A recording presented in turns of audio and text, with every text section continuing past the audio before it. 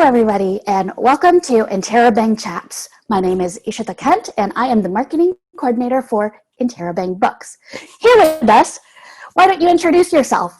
Sure. Hi, I'm Shveta Thakrar, and I'm the author of, which I probably should have had ready, of this novel that just came out, a YA fantasy called Star Daughter.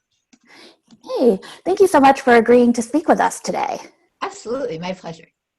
All right, so tell us a little bit about yourself and your background. How did you kind of fall into writing as a pastime? Well, I mean, I've always had a really rich imagination. I've always carried like really lush worlds inside me, and ever since I can remember. And I would, so I guess I was always doing storytelling. I just didn't think of it that way. And when I was in high school, I tried to write. I wrote one chapter of a Forgotten Realms novel, and I sent it to Wizards of the Coast or whatever the company was at that point, and got a very nice mail rejection. I mean, no, email didn't exist then. What am I talking about? Or wasn't a common thing. It was a letter. I got a rejection in the mail. It was really nice, but at that point, I was like, and I didn't appreciate like that the person had taken time to treat me like an adult and say like what didn't work and what But that was, and I just on and off over the years, I would write something but I didn't really understand the importance of revision until later, and now I've made friends with it and even embrace it actually. But I started writing seriously in my mid-20s when I started to look around and realized that I've always loved fantasy novels. I've always loved reading, but where were the stories from my heritage, from our heritage? Where were they? Like, well, how come I had grown up with them? How come I read them in, Amrita comic books, but like they were never in novels? That people who looked like us were almost never in novels, or if they were some horrible stereotype but they never got to be the star, and they were certainly never told by us. And so I decided, even though it looked like all the cards were stacked against me at that time, back in 2006, 2007, that I was going to do this. And, and people kept telling me too, oh, you should just self-publish because no one's going to want to ever, buy a book about someone like you. And I just mentally, I'm so glad they said that to me and not somebody else, because instead of discouraging me, that just made me mentally flip them the finger. And I was like, I'll show you. And, it took me about 13 years, but I did. So yeah. I mean, there's nothing like somebody telling you can't do it to tell you that, yes, I want to do it. So out of Indian mythology, there's, you and I grew up with Indian mythology. There's a lot of it. There's a lot of really interesting material. Excuse me. Lots of material from, religious texts and just storybooks and like the stories we grow up with. How out of all of that did you kind of go into, well, what I'm going to focus in on is, astrology and celestial stars? that is actually a really good question. And I'll have to backtrack because my first novel, which got trunked, was actually, because once I knew that I wanted to use our stuff, and yes, it was a question of, okay, how do I narrow it down? Plus, I was thinking that I'm going to have to be writing this for a Western market, most of which, unless they happen to be Desi, and sometimes not even then, will be familiar with the source material. So I have to find accessible, ways to make it accessible for everybody. And so my first novel ended up being focusing on, and I'm not even sure why, it just sort of grabbed me, the eternal war between the Garuds and the Nags. And for people who don't know, Garuds are Hindu and Buddhist shape-shifting snake creatures. So they can go between human and snake form, and an in-between form where they're human up to their waist, they're down to their waist, and then they have a snake tail. And their cousins and their mortal enemies are Garuds, who are eagle shapeshifters. And so, yes, I ended up doing that in the first book. And the funny thing is, even though it got trunked, I'm actually cannibalizing that concept now for my second book. And nice. I'm a much better witer. It's a totally different book than it was, but I'm still. I'm excited. But for Star Daughter, I think that one, the inspiration, but I'll just say it again. That one ended up being more, I had been rereading Neil Gaiman's and Charles Vess's Illustrated Stardust, which I love. And then I watched the movie, and I just started, or at some point I rewatched the movie, and I started thinking, I love the idea of stars showing up as people, but then why wouldn't they have everybody's skin tone? Why would they only be white people? And so I decided I was going to write a short story, haha, jokes on me, about a girl whose mother was from a Hindu constellation. So she was half mortal and half star. And then, of course, I realized that was going to end up needing to be a novel. But so that took care of the what is it about question, right? Like it had to be about with the way the constellations. There was just no other way around it. And then I just picked stories that I happened to love and just wove them in throughout. And of course, made up my own, like the Tale of Diamonds. And Right. So when you were looking at writing the mortal side of Sheetal, who is our heroine, of course, in Star Daughter, how much of Sheetal's family is kind of your... I feel like I have to tread carefully with this. Not that my family will ever see this, but you had said to me much earlier at some point on Twitter, I think that Sheetal's auntie, her paternal auntie, her foy, Radhika Foy, was all your foys, and yes. she definitely has a lot of. I won't name anybody. I'll just say she definitely has a lot of certain people in my family. And yeah. Well, the thing with Radhika Foy is, and I think a lot of other, even if it's not, they see Gujarati people, even if they don't understand like what exactly a Foy is, it's, the paternal aunt. They understand the concept of that aunt who's kind of nosy and in your business and wants the best for you, but kind of doesn't understand personal boundaries. Yeah, she thinks that if she steamrolls you, she'll keep you safe. Yeah. So I, as a Foy, as well as, because I have my nephews and nieces as well as my own Foys, so I can understand both the Radhika Foy and Sheetal in this relationship, where I'm like, no, I want to protect you and keep you safe. Yes. I'm really glad because I wanted Radhika Foy to be complex, because I'm an adult and I have nieces and nephews now, and also I have a better understanding of why those certain people in my life, I mean, I still don't agree with all their decisions, of course, but why they were overbearing in the way that they were, in the way that life shaped them, and how they were trying to protect us as a, and as a result. And so I really wanted that to come through, and I'm glad it seems like it has, because it's the opposite. Radhika Foy absolutely does not hate Sheetal, even if Sheetal feels like it's the opposite. She's seen bad stuff in her life, and she wants to protect her niece as much as she can, and even if she makes choices that aren't always, that ignore Sheetal's agency. Right, and I think every first generation Desi kind of has gone through that stage of, these aunties and uncles and Foys, and they they hate me, and that's why they do all this stuff.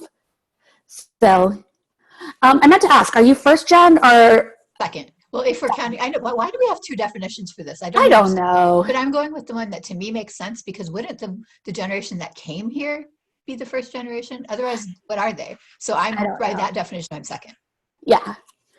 Like it's first, like some people say first generation is the first generation born on American soil, but so we're same with, our parents immigrated here. With your parents, when they heard about writing kind of as a, oh no. Yeah, I know. I'm going to go into that because. Oh my goodness. So I told you I had tried writing on and off my whole life, right? So for some contest at school, I think I was in sixth grade, maybe. Mm-hmm. I read a story about a unicorn, and it placed in the first round. It didn't go anywhere after that, but I was so proud, and I came home and I showed my parents, and you can probably guess what they said. Writing doesn't put, and at this point I can't even remember if they said it in English or Gujarati, probably in Gujarati, but it's in my head in English, that writing doesn't put food on the table. You have to do something that will make you some money. And I was like, I was like 11. Can we just say good job? Can you just be like, normal American moms and put it on the fridge and be like, look at what my daughter did? Yeah, exactly. Yeah, definitely. I think a lot of us had that sort of, same expectations of growing up. And so with Sheetal, when you're writing her, who's our heroine, she kind of has two sets of expectations that she ends up dealing with throughout the book. The expectations of her moral family to be, a normal, successful Indian American Desi in the world. And then when she travels and goes to the star realm and the celestial expectations that are placed upon her by her nani and nana and that entire side of the family. So I guess talk to us a little bit about how you decided kind of, because those are both in a way very Indian expectations. Yeah.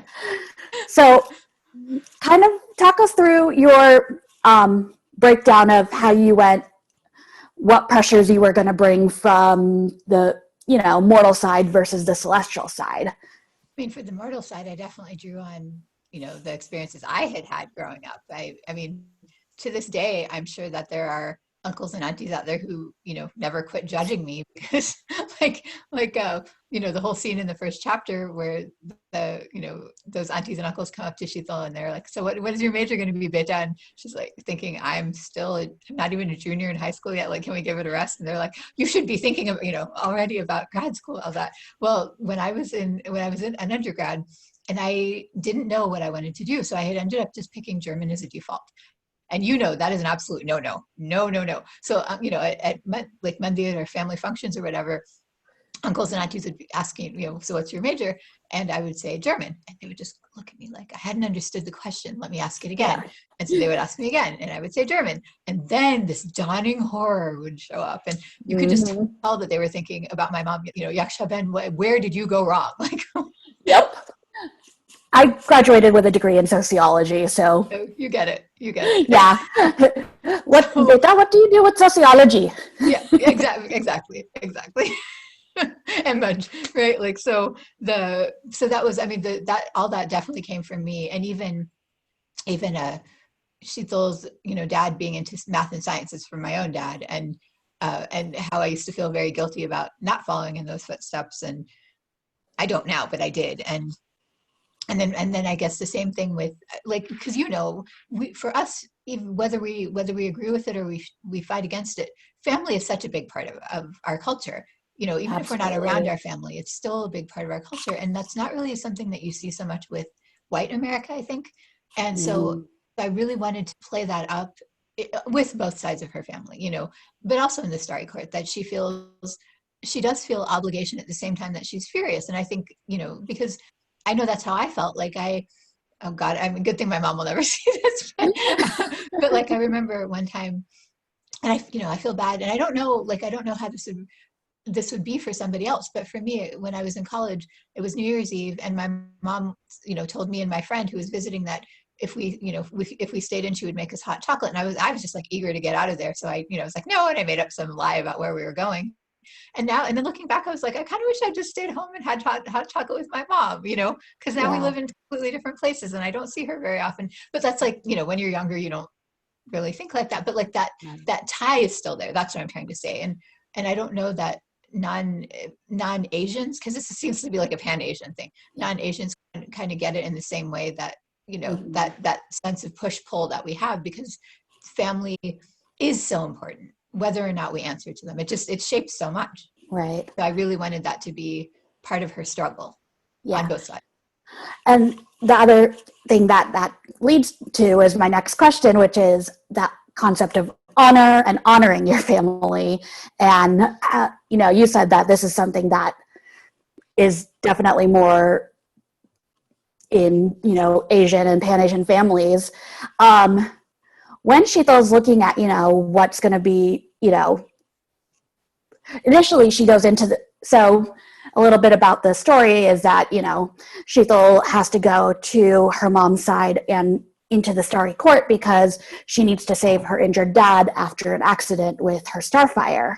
And so what she's forced to do is enter a competition up there that it's a talent competition, and they ask her to sing. And initially she only does it to, help save her dad, because she and Nani and Nana, who are her maternal grandparents, they make an agreement that they'll help with her dad if she stays and enters this competition. However, she ends up kind of, internalizing this sense of, I need to do it for the honor of my family, and kind of the push-pull between, I'm mad at my family because, they're forcing me into this, versus the, I have this obligation and need to honor my family.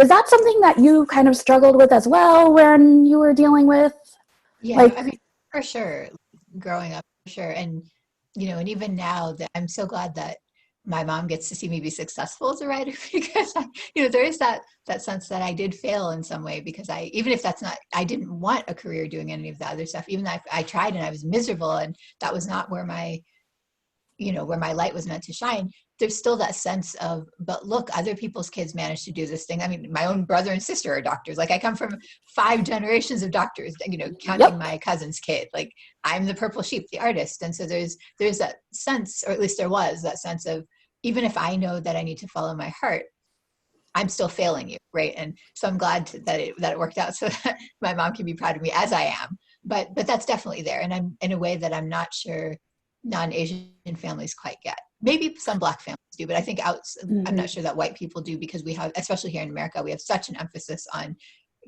follow your own heart, your own dream, and everybody individualism, and everybody else can just take a backseat. exactly. Um, excuse me, sorry. So when writing Sheetal and when writing kind of all of this stuff, is your sense of family kind of what drives you to write in our culture, or is it your heart, or is it kind of a combination of all of the above? I would say a combination. I mean, I I have a complicated, or I've had, I don't want to get into it obviously, but I've had complicated relationships with my family, and I'll leave it there because Mm, as that Desi families can be very overbearing. I mean, but also because we have that connection for better or for worse, it makes, in some ways, it makes trying to figure out how to balance what's right for you and what's right for them harder than it might be for somebody else. But mhm. also because it is such a big part of our culture, there, it has to show up in the story and in other stories. And I want to normalize that actually, because it's frustrating to me how we have this idea in Western YA that if you have family, that's somehow taking agency away from the protagonist. Whereas in my opinion, it just complicates things more. Yeah, absolutely. Going a little bit more into kind of writing Star Daughter and writing the book and the development of it, did you? So you said you sort of had the idea for this half mortal, half star character at first. Do you tend to write based off of like how you develop the characters and then getting the plot along, or? Well, I'm hoping going forward that I can become more of a planner, because otherwise what ends up happening is that I write a bunch of drafts and I have to throw them away and start over, or I can only save some of what I have. And but with Star Daughter, it really, it's so funny because I went back and looked at the first draft last year, and some of the bones were there, but they were in all the wrong order. And Right. a lot of it I did throw away. Like there was a love interest that the couple people I showed that first draft, you could tell was forced. They could tell I hated writing him, and he bored everybody because he bored me. And so I said, okay, in the next round, I'm just going to, because I felt like I had to put a romance in because this is YA. And so then I deleted it. But luckily, then the idea of Dave and how he could be a bigger part of the story and not just Sheetal's boyfriend came to me. And then I got excited, because I thought this Yeah, will be fun. because And then you also have the. I could Um, write a cinnamon roll, like Aw. I really Yes. wanted him to be a nice boy, a kind boy, and whatever flaws he had. And also that's what Sheetal deserves. And I think kindness is very sexy, so I'd like to see it in more media presented as such. Like there's nothing wrong with enjoying a bad boy, but I think there's also room Yes. for I, kindness. I love that there has been an uptick lately in the YA sector of look at these sweet cinnamon roll boys, because I love sweet cinnamon roll boys. So yeah, and then otherwise it took like layers, honestly. I even so we had sold draft 6 to my editor, to Stephanie Stein, and even then I had to do 2 intense revisions under her, and she's really smart, so that was great. It was hard, but it was great. But I ended up throwing away a chapter from the beginning and an entire subplot in the Starry Court to make room to pick up the pacing and then make room for more of Sheetal actually rehearsing competition. And it so much of what the story ended up being, I had to discover as I went along. And, and I think to some extent, I'm always going to be somewhat of a discovery writer. But yeah, if I can get to a point where I can at least get more of it out there in the beginning, that would be good. Yeah. So but we'll a see. little bit, We'll see how it goes. yeah, definitely.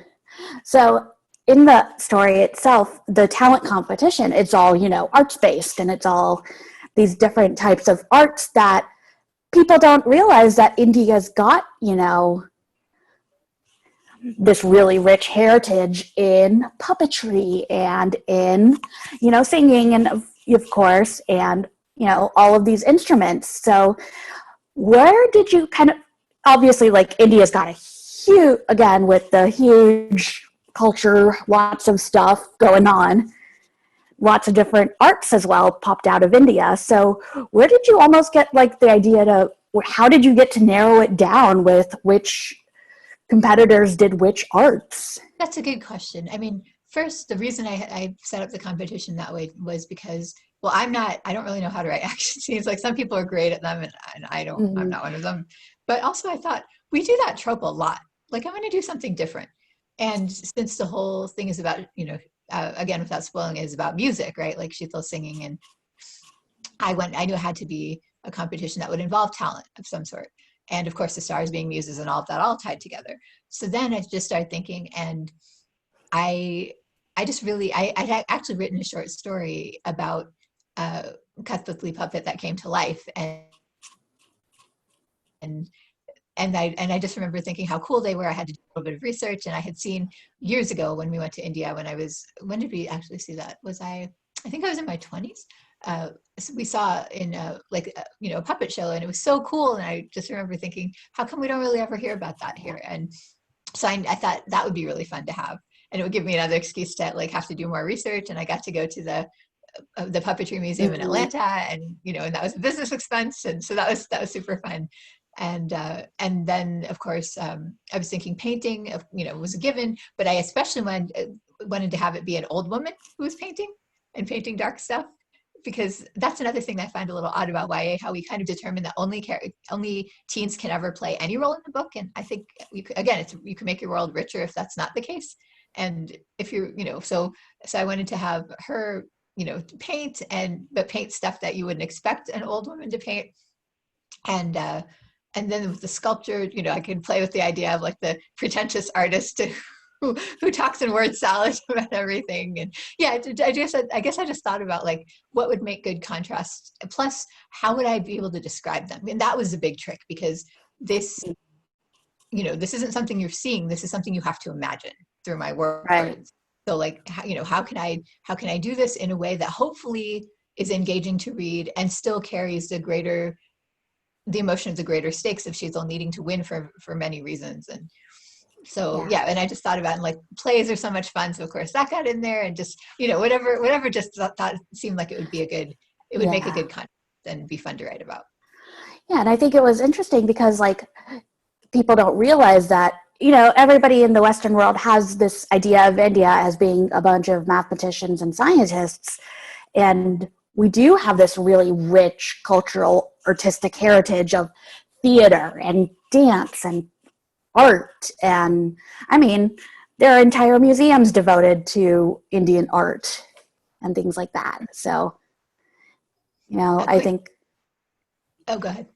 No, go ahead. This is a quick rant. It actually really frustrates me that what we call art history here is Western Europe. Absolutely. And with fashion, like we're missing out on so much beautiful stuff from the rest of the world because we do this white supremacy thing. Yep, absolutely. I mean, just the history of textile design in India would be like an entire semester of material right there. So speaking of somebody who's like, oh, I'm a little bit of a fashion person, and I love awesome. I love Indian clothes. So and then talk to me a little bit about the relationship between Sheetal and Meenal, who, first of all, Meenal is probably my favorite character in this whole book. Yay. I love her. I love her too. So that was the thing, I thought a lot about this. And another thing that we don't see enough of in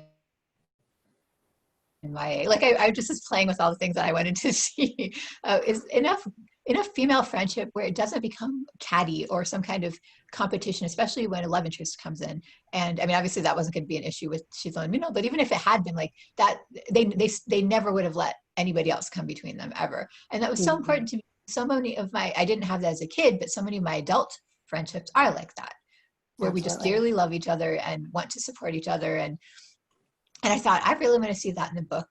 And also Sheetal needs to have somebody on her side, because she has to doubt everybody else in the book, right? Everybody else. So I wanted to make it where she had one person she didn't have to doubt, one person. And Holly Black actually gave me some wonderful advice, because she read draft 3, I think it was. Yeah, draft 3. And at that time, I was still following the YA trope of no one can know who you are. And Holly was like, that's stupid that they're best friends since they were tiny. How would Minal not know that she's a star? Like, this is just creating an unnecessary complication. And I thought about it, and I was like, oh my God, she's right. Wait a minute, why can't she just know? Or why can't Minal just know? And then I totally changed it so that, yes, Minal does always know. Yeah. And then you have all those fun, memories of Minal being part of her childhood before her mom went back to the heavens and encouraging Sheetal to sing more. And the thing I love, I think, the most about Minal is that Minal is Sheetal's best hype man. Yes. So, and I think that's really important, as it's so rare to see, like, you can do it sort of people as the female best friend, where they're like, you're here, you're going to be amazing, you're going to, like, the situation, like the scene that comes to mind is where Minal is talking to Sheetal and about the competition, and she's like, why don't you, take advantage of the fact that you are a princess, you are royalty, you are part of this star court, like, embrace your star side, because you've had to hide it for so long. And I think that made it really good for her to, like, now that you say, like, Minal might not have known in an earlier draft, I think that would have taken a lot away from her hype man status. Yeah, totally. Like Holly said, it was completely unnecessary complication that just, yeah, so. Yeah. And then in developing the relationship then between Sheetal and Dev, about, first they were, just kind of, normal teenagers sneaking around like you do when you're 15, 16, and you don't want your parents to know that you're going to go see boys. I don't have any personal experience with that. What are you talking about? Me neither. No, none. So, and then kind of the shock of Sheetal seeing Dev in the courts, kind of, how did that sort of, I know you touched on it a little bit earlier, where you brought the idea of Dev in as a romance because he could then be a competitor, and Sheetal could have these conflicting feelings of, I have to compete against him, but I also really like him as, the guy I'm dating. So how did that sort of develop over time with? Well, of all things, it sparked is Roshni Chokshi had read draft 2, and she just had like this throwaway line about, she was like, at the family parties I went to, they would always force some poor kid to sing. What if Dave did that? And like, and she didn't, it was seriously a throwaway line, but it just stayed with me, and it started spinning off into all these things. I started to think, oh, this could be really interesting. That Sheetal, who desperately wants to be seen, desperately wants to show the world who she is and what she can do, is not allowed to, must hide. Dave has to let everybody see him, and he doesn't want to be seen. And so they could be wonderful foils for each other. And then later, and once I realized that the competition was happening, and that was also another Holly Black wonderful insight. Thank you, Holly, that there should be a competition. That I started to think about it, and I was like, well, he's obviously not just going to stay behind on Earth. Oh, here's why he comes. Oh, I see. So it's just fun, like all these puzzle pieces slotting into place. Yeah. Something I noticed you've mentioned is that you've had a lot of other YA authors who, and other own voices authors, pop in and read stuff for you. How important do you think it is that we have those own voices authors kind of banding together and creating a community? So important. So important. In fact, I hope I keep getting to say this over and over and over. And I'm even at some point going to make a video for Instagram. I want to say that there's still, because of white supremacy and colonialist thinking, we marginalized people have learned to think that we have to compete against one another. Like it's a dog eat dog world for us, that there can only be one slot for us and we have to cut one another down to get it. And I absolutely believe the opposite is true. I think that those of us who have gone ahead, and there are people who went before me, even if I've been trying to do this for a while, we're all opening doors. We're all, no, sorry, let me change that. We're all breaking down doors. We're making the table longer so that there's a place for everybody who wants one, with the ultimate goal being that we have so many stories from every type of person, whatever their background, that nobody could ever hope to read them all. And nobody has to feel that one book has to represent everybody and within a group, because that's not possible. That's, I mean, of all things, this kind of made me laugh, that I saw someone complaining about the cover of Star Daughter and saying that she didn't think Sheetal looked Indian at all and therefore she didn't feel represented by her. And I was like, well, it's fine that you don't feel represented by her, but I don't think you can say that she doesn't look Indian. And now I'm looking at my cover and going, in what world does she not look Indian? Right. I don't know. But that does not say what I'm saying, though, that we can't, it's not fair to ask one book or one person to represent everybody. That's so that's the ultimate goal, right? That doesn't have to be the case anymore. Yeah. So yes, I think it's really important that we help, that we band together and we help one another out and are as supportive and as we can be, rather than being cutthroat, because white supremacy is already going to do that for us. We don't need to help it. Absolutely. And I'm thinking it's so hard for people who are coming, like India is a huge country and it's got a lot of, its own areas have their own distinct culture. It's, divided up into states the same way that America is, and it'd be like each state has its own culture. So, my experience, your experience is similar because we both grew up in Gujarati families, but it's completely dissimilar to my friend who grew up in a Tamil family, and another friend who grew up in a Bengali family. And so I think it's really cool that not only are we getting more stories, we're getting more like minute stories. No, that's not the right word. Specific. That's the word. Like it's a specific type of experience within the broader Indian culture. And I think that's been really neat to see. I'm super excited to see this just keep happening. I mean, when I make that video, I want to take the books that I have so far from, those of us and show them and say, we are just getting started. Like, I cannot wait to see what all of you have to say. Not just, obviously, this is not just for Desis, for everybody. Like, all of my marginalized people who are aspiring authors, I don't let anybody tell you no, let your experience count. Mm-hmm. Yeah. And speaking of kind of marginalized and having multiple levels of representation, how was it important to you to have that kind of subplot, but not really completely subplot, where it was very casually thrown in almost, to have the LGBTQ representation? Very important. Very, very important to me. And you know what? Honestly, I was a little afraid at first when I was doing the first couple drafts, when Mino basically told me that, this is a little bit of a spoiler, but that she's queer. And I tried to straighten her because I was so worried about what the Indian reaction was going to be. But she refused to let me. Like when I tried revising her. Indian queer people exist.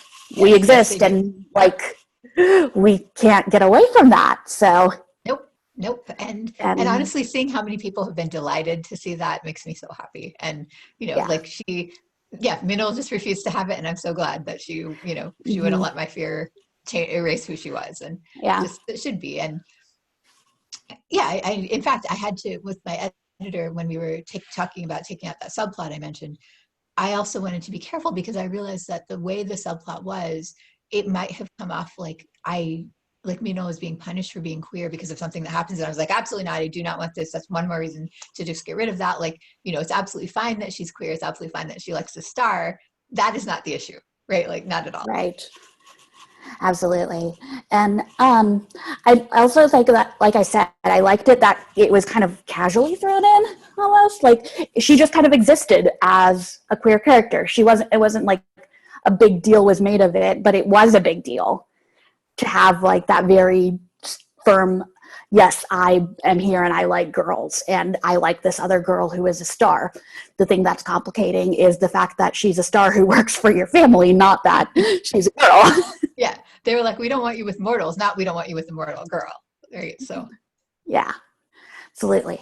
And so you mentioned that Meenal informed you she was queer. Do your characters do that? Do they kind of write themselves a lot?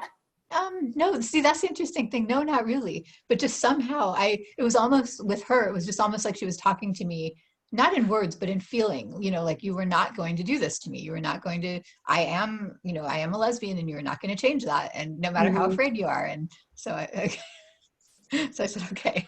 Okay. Yeah, we're going to go with this. All right. So obviously everybody should definitely buy Star Daughter. This is so good. Thank you. So good. And even if definitely if you're a Gujarati person with meddling aunties, you need to read this. But I would suggest anybody read this. Anybody who loves just, arts and beautiful fantasy and all of that sort of stuff. I would definitely say it's a good read. So what's next on the docket? Well, I know you mentioned, the Nagas and the Garuds. So. Yes. So that I'm not allowed to say much yet, but I'm allowed to say this much. So the book will have dreams and it will have Nags and also Garuds and that there will be, it's in the same universe in the sense that all Hindu mythology is in the same universe. Right. Right. Like if Swargalok is up there in the heavens, Naglok is subterranean. So in that sense, it's in the same universe. And this book will have two protagonists. Nice. And any other kind of things that you're looking at going, ooh, I think I would like to write something based on that aspect of Hindu mythology? Well, I'm always playing with stuff, but yeah, my agent's kind of like, you're not allowed to say anything until we've sold. So there are some things in the pipeline, but yeah. Yeah. Would you ever consider like going outside of Hindu mythology at this point, or do you think you're going to stick there for a while? Probably for a while. I mean, what I know is I don't want to limit myself to our mythology, but I am going to limit myself to us as characters. Like I'm always going to write us. There's, I decided that back when I started writing seriously. But as far as, what types of fantasy, I'm open. I'm definitely open to seeing. But I do think there's enough for me to play with that. Yeah. I mean, there's so much from India and Indian heritage and things like that. So. All right. Where could everybody find you on the internet to follow you and learn more about your projects? Well, I try to make it easy. So my website is shweta.thakrar.com. And by the way, if you want to see the night market, which Asma Kazi illustrated, it's the backdrop on my website. And she did such a beautiful job. And there's even a little enter the night market section where you can go shopping if you want to. There's a little story. Super fun. So if you want to check it out, go to shweta.thakrar.com. I'm also on Instagram and Twitter at shweta.thakrar. Awesome. Well, thank you so much for taking time to speak with us today. We really appreciate it. And if you want to follow Interabang Books, we are at interabangbooks.com, and we are on Facebook, Twitter, and Instagram at Interabang Books. So make sure to like and subscribe to our YouTube channel. Make sure to follow us on all the social medias. Make sure to follow Shweta on all the social medias. And we hope to see you soon on our next video. Thanks, everybody. Bye-bye.